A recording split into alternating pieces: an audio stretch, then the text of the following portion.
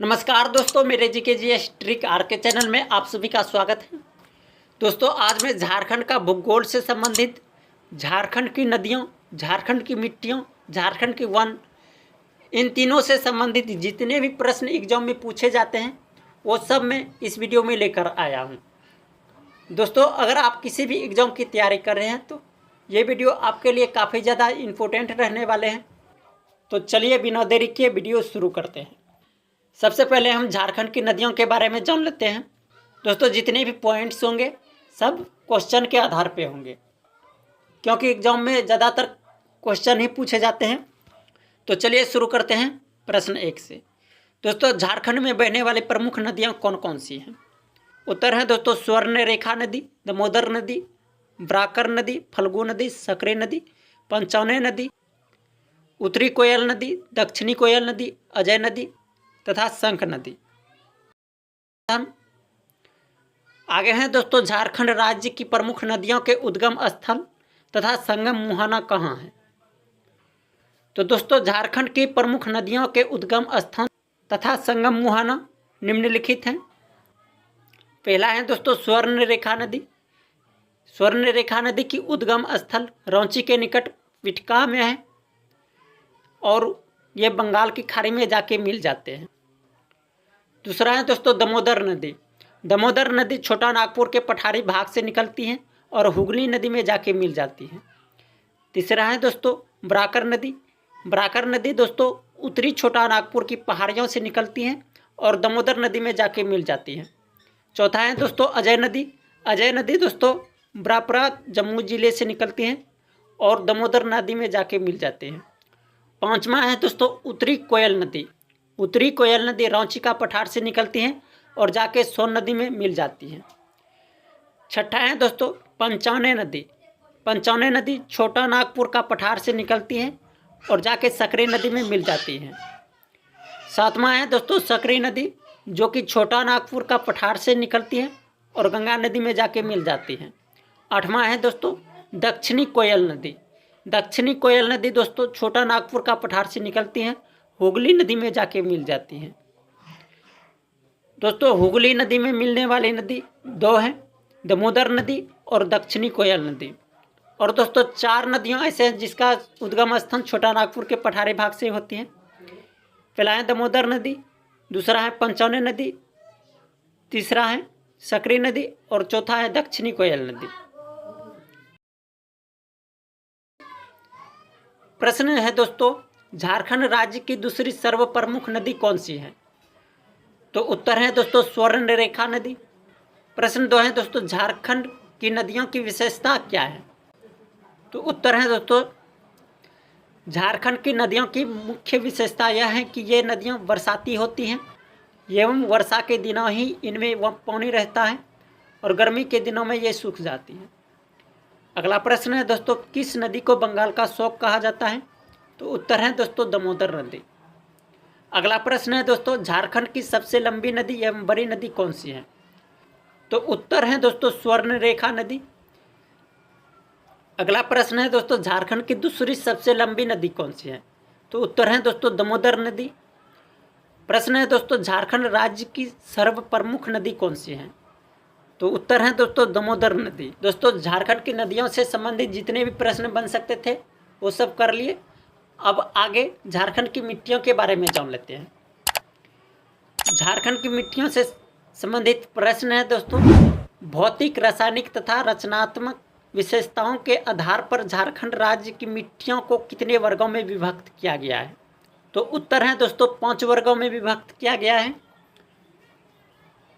पहला है लाल मिट्टी, दूसरा है अब्रख मूल की लाल मिट्टी, तीसरा है रेतीली मिट्टी, चौथा है काली मिट्टी और पांचवा है लेटेराइट मिट्टी। झारखंड की मिट्टियों से संबंधित प्रश्न है दोस्तों कि झारखंड में पाई जाने वाली मिट्टियों में सर्वाधिक विस्तार लाल मिट्टी का है। इसमें अधिक मात्रा में लोहे का अंश पाए जाने के कारण इसका रंग लाल होता है। प्रश्न है दोस्तों लाल मिट्टी में मुख्य रूप से किन फसलों की खेती होती है? तो उत्तर है दोस्तों ज्वार, बाजरा, सुरगुजा एवं कोदा। इस मिट्टी की उर्वरता शक्ति कम होती है। अगला प्रश्न है दोस्तों, अबरख मूल की लाल मिट्टी झारखंड के किस भाग में पाई जाती है? तो उत्तर है दोस्तों कोडरमा तथा हजारीबाग जिले में। तीसरा प्रश्न है दोस्तों, रेतीली मिट्टी झारखंड के किस भाग में पाई जाती है?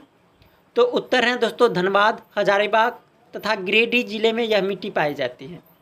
अगला प्रश्न है दोस्तों, काली मिट्टी झारखंड के किस क्षेत्र में पाई जाती है?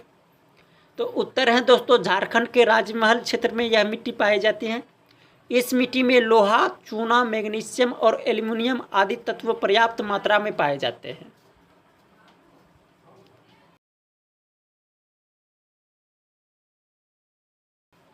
अगला प्रश्न है दोस्तों, काली मिट्टी का मुख्य फसल क्या है? तो उत्तर है दोस्तों कपास, धान एवं चना। प्रश्न अगला है दोस्तों, लेटेराइट मिट्टी झारखंड के किस भाग में पाई जाती है?